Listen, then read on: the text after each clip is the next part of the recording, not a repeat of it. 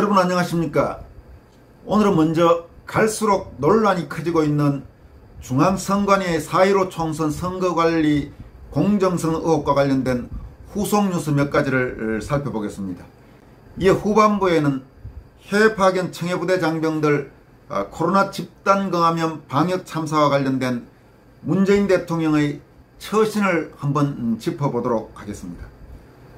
4.15 총선 선거관리의 실질적 총책임자, 선관위에서의 책임자는 조혜주 중앙선관위 상임위원입니다. 문재인 선거 캠프 출신으로 선거관리의 중립성과 공정성에 심각한 논란을 불러일으키게 한 아주 핵심 인물입니다. 그 조혜주 중앙선관위 상임위원에 대한 출국금지 신청 요청서가 인천지검에 접수됐습니다. 이건 상당히 중요한 의미를 갖고 있습니다. 조혜주 상임위원은 원래 내년 1월까지 상임위원 임기입니다. 장관급입니다. 이 자리가. 그런데 지금 임기를 6개월 정도 앞두고 조혜주가 중앙선관위 상임위원과 관련된 사표를 제출했다는 설이 나돌고 있습니다. 아직 공식적으로 최종 확인된 건 아닙니다.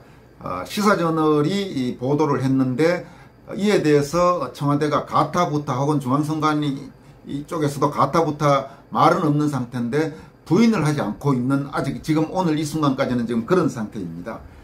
출국금지 신청 요청서를 접수한 주체는 누구냐 하면 얼마 전 인천 연수원 재검표와 관련해서 그 재검표에 참관인으로 참여했던 시민사회단체 클린사회 시민행동이라는 단체가 있습니다. 이 단체의 공동대표가 옥은호 공동대표고 이 옥은호 공동대표를 법적으로 변호인단으로 지원하고 있는 변호사가 문수정 변호사입니다만은 이 옥은호 공동대표가 얼마 전에 인천지검에 이 투표지로 의심되는 이 투표지들과 관련해서 조혜주 상임위원과 몇 명을 고발해 놓은 상태입니다. 그 상황에서 이번에 사표설이 나돌자 바로 즉시 조혜주에 대한 출국금지 신청 요청서를 인천지검에 접수한 것입니다.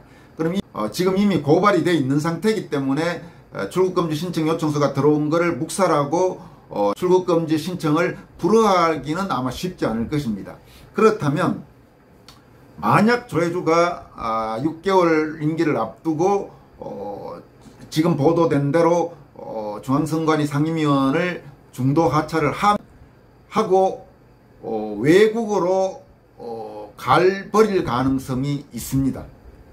그런데 출국금지 신청 요청서가 접수돼서 출국금지 결정이 내려지게 되면 일단 이 수사가 진행되는 동안은 해외로 가지를 못하게 되는 겁니다.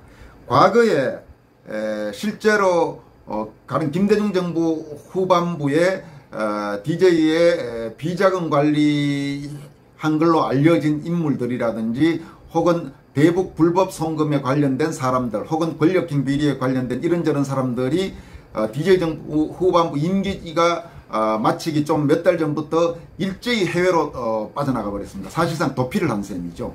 그래서 실질적으로 그 다음 노무현 정부가 들어서더라도 그 사람들이 해외에 있었기 때문에 문제가 된 여러 가지 사건에 대한 수사를 제대로 할 수가 없는 그런 상황이 되었습니다. 그래서 사실 지금 그중에 일부는 지금까지도 수사를 안 받고 있는 그런 상황입니다.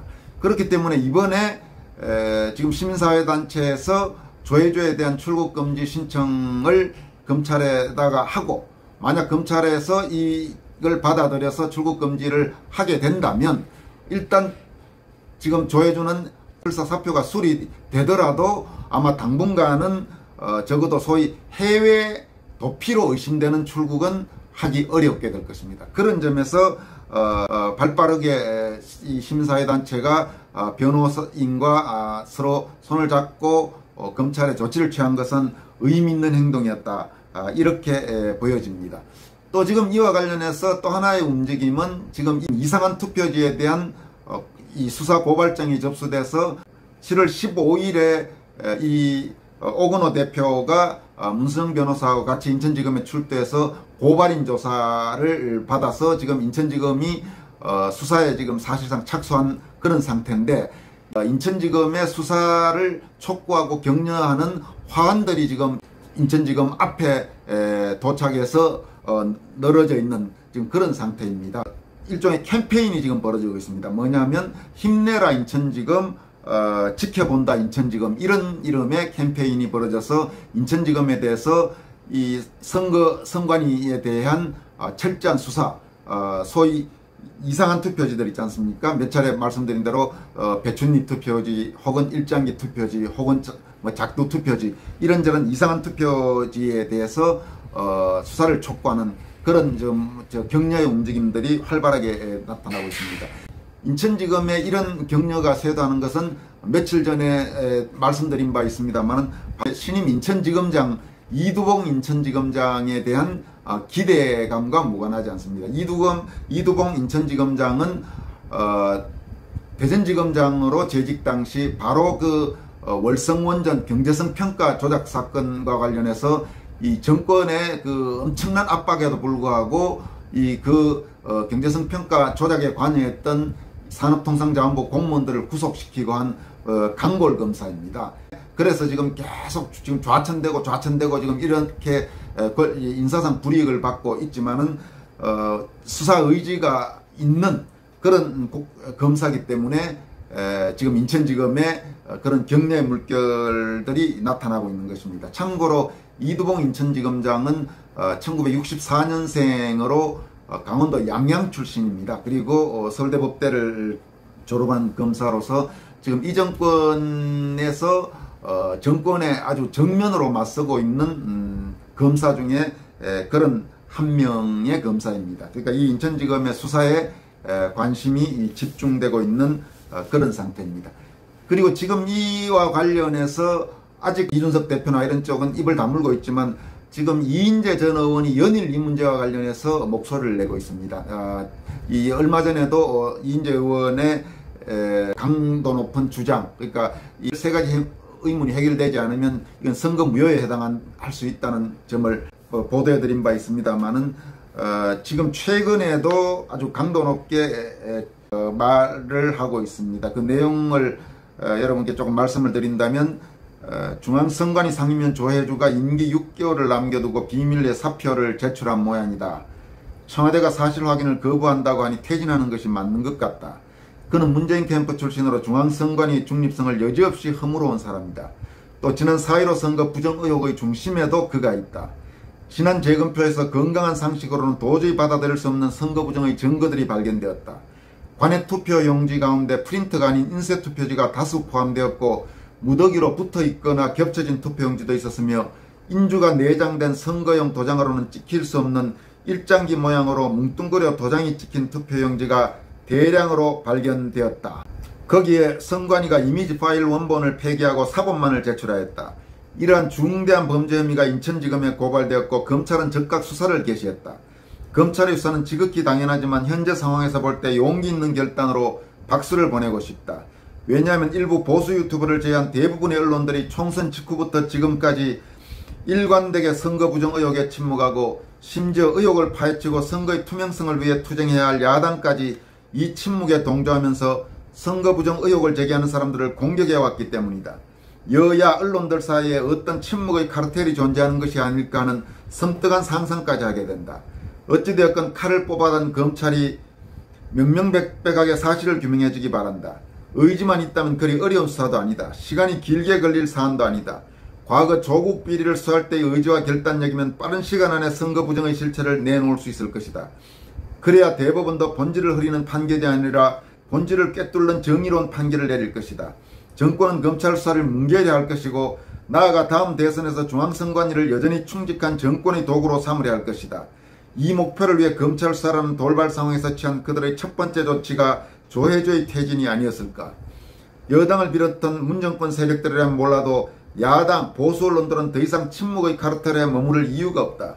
이 상황을 직시하고 스스로 카르텔을 깨고 진실과 정의를 위한 투쟁에 나서야 한다. 지금 선거 부정에 악용될 수 있는 모든 틀을 제거하지 않는다면 다음 대선의 승리도 장담할 수 없다. 그래서 진실을 위한 투쟁이 절체절명이다.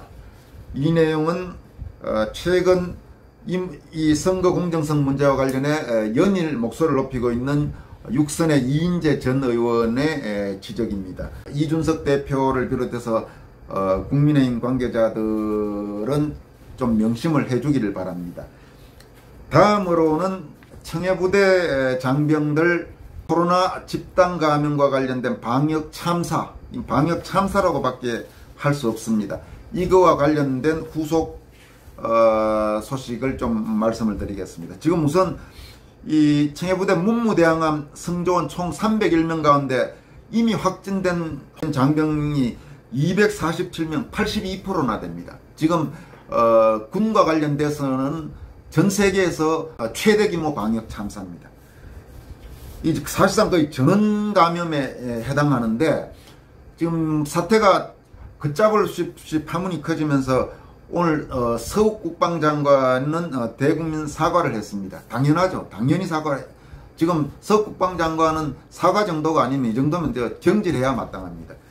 그리고 김부겸 국무총리도 오늘 아침 코로나 중앙재난안전대책의 회의 모두 발언에서 청해부대 건강 못 챙겨서 대단히 송구하다 이렇게 해서 사과했습니다. 그런데 지금 문제는 국군 통수권자는 대통령입니다. 국무총리 아닙니다. 국군 통수권자인 문재인 대통령은 오늘 국무회의 주재하면서 군이 안이하게 대처했다. 신속하게 군수송기를 보내 전원 귀국 조치하는 등 우리 군이 나름대로 대응했지만 국민의 눈에는 부족하고 안이하게 대처했다는 지적을 면하기 어렵다. 그래놓고 정작 국군 통수권자 본인은 국민 앞에 사과 안 했습니다. 이게 지금 말이 되는 소리입니까? 당연히 국군 통수권자로서 문재인 대통령이 정중하게 국민 앞에 반성하고 사과해야 되는 게 당연한 거 아닌가요? 좋은 일만 있으면 나서고, 문재인 대통령 참 독특한 양반이에요. 이건 약간 생색낼 일이 있으면 꼭 본인이 나서요. 그리고 중요한 잘못을 해서 당연히 대통령으로서, 더구나 지금 군 문제면 이번에 이 엄청난 청해부대 방역 참사 같으면 국군 통수권자인 대통령이 지금 청해부대 장병들 부모 심정이 어떻겠습니까? 국민 앞에 정중하게 머리 숙이고 사과해야 당연한 겁니다. 그런데 설멀거머니 국방장관하고 국무총리한테는 사과하는데 정작 대통령은 사과도 안 했습니다. 이게 지금 대한민국 대통령 문재인입니다. 참 할 말도 많고 여기서 입에까지 뭐가 올라옵니다만은 방송이고 하니까 참겠습니다. 여러분도 다 어떤 심정인지 아마 여러분이나 저나 같은 생각 아니겠습니까? 오늘 여기까지 하겠습니다. 고맙습니다.